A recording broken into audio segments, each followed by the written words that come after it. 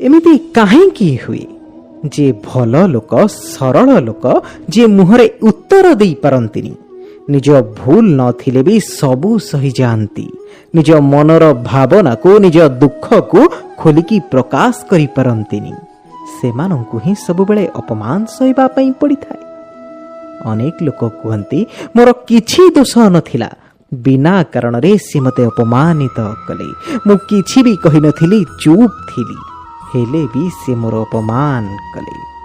जदि केही बारंबार आमर अपमान करे आम सहित खराब व्यवहार करे प्रति कथारे आमको नीचा देखाए आम सरलतार फायदा निए तेबे से भली परिस्थिति रे आमको कौन करिबा उचित?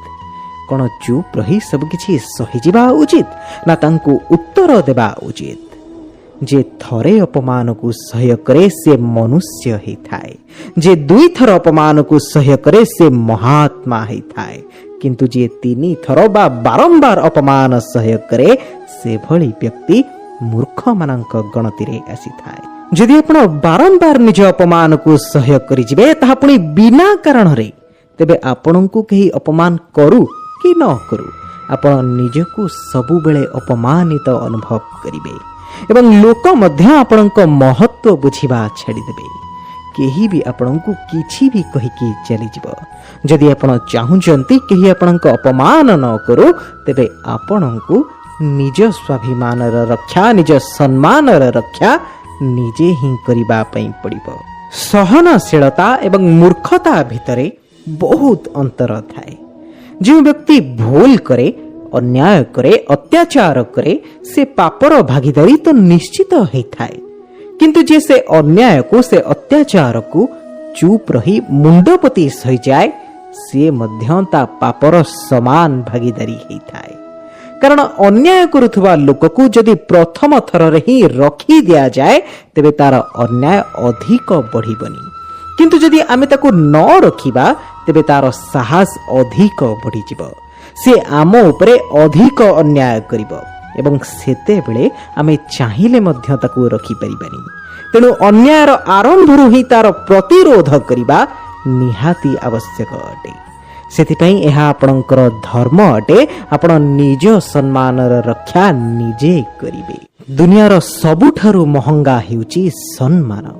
सम्मान काहाको मागणा रे मिलेनी बंधु एहाकू निज चरित्र रूपक निज सुगुण रूपक अर्थ दे हासिल करिबा पई पड़िथाए।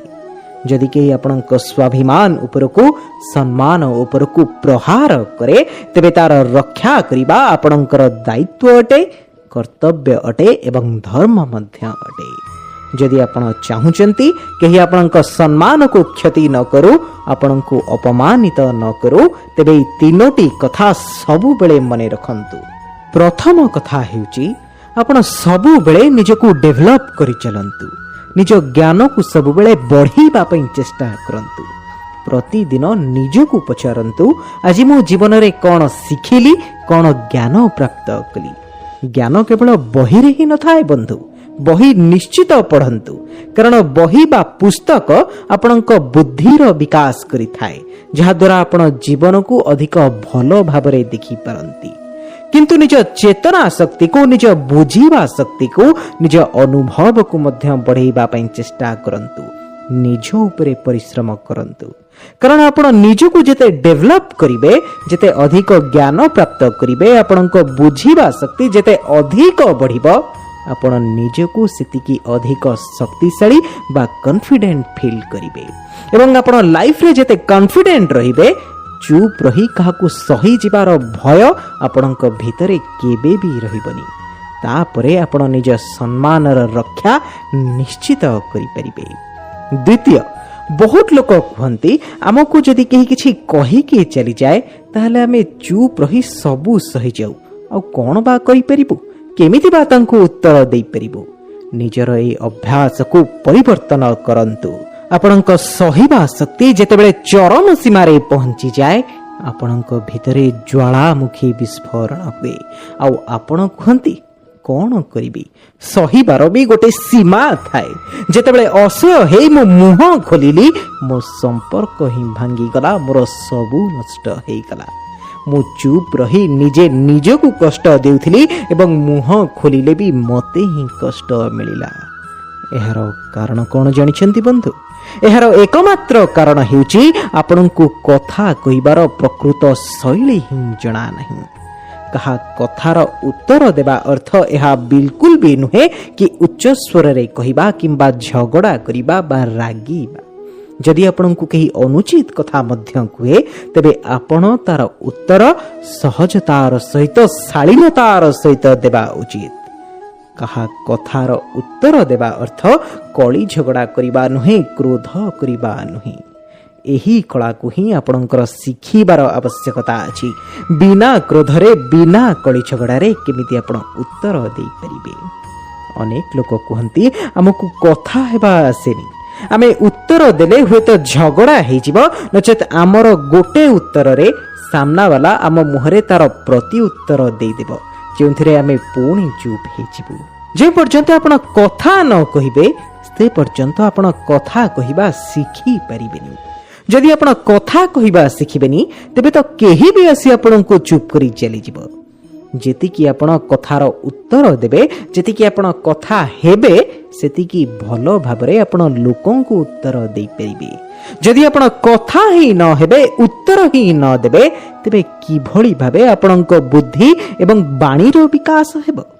जणे व्यक्ति स्विमिंग शिखिबा पई गला, तार फास्ट डे प्रैक्टिस सेशन दे ता ट्रेनर ताकू पानी भितर को जीवा पई कहिला। व्यक्तिटी पानी भितर को जाई प्रैक्टिस स्टार्ट करिबा पूर्व ही पानी रे बुड़ीबाकू लगिला एवं बंचाओ बंचाओ बोली चिलेइला। ता शब्द सुनी ता ट्रेनर ताकू पानी बाहर को नहीं आसिला एवं बाहर को आसी से व्यक्ति जनक डर रे कहिला, जो पर्यंत मु स्विमिंग ठीक से न सिखिची आउ पानी भितर को जीविनी। एहा कोन संभव बंधु? कदापि नुहे। जेमिति पानी भितर को न जाई बुड़ी जीवार भय को से पानी भितरे रही ही न मारी पहरा शिखिबा असंभव, ठीक सेपरी उत्तर न देवा पर्यंत, कथा न कहिबा पर्यंत, मन भितरर भय को न मारिबा पर्यंत निज स्वाभिमानर रक्षा करिबा, निज सम्मानर रक्षा करिबा मध्य असंभव अटे। जदि सबु बेले आपण अन्याय अगरे निज मुंड तल को करितेबे तेबे सारा जीवन आपण अपमानित हेउथिबे। प्रेम भावरे, नम्र भावरे, सहनशीलतार सहित क्रोध न करी लोकंकु उत्तर देवा शिखंतु।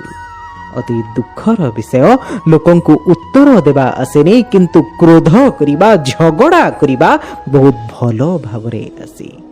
आपनकु एहा अभ्यास करिबा दरकार। उत्तेजित न होई, क्रोधित न होई, शांत रही अति सरलतार सहित निज स्वाभिमानर रक्षा करिबार अछि। सबुबेले मने रखिथिबे बंधु, जो पर्यंत आपण निज रक्षा पाई, निज सम्मानर रक्षा पाई निजे स्वर न उठैचंती, सेई पर्यंत अन्य केही भी आपणक सहयोग करिबेनी। जो दिन आपण निज भितरे से शक्ति को जागृत करि परिबे, से साहस को जागृत करि परिबे, तापरे दुनिया रे केही भी आपण को परास्त करि परिबेनी। तृतीय कथा हेउची आपण मूर्ख लोक एवं कुसंग ठारू सबु बेले दूरे रुहंतु।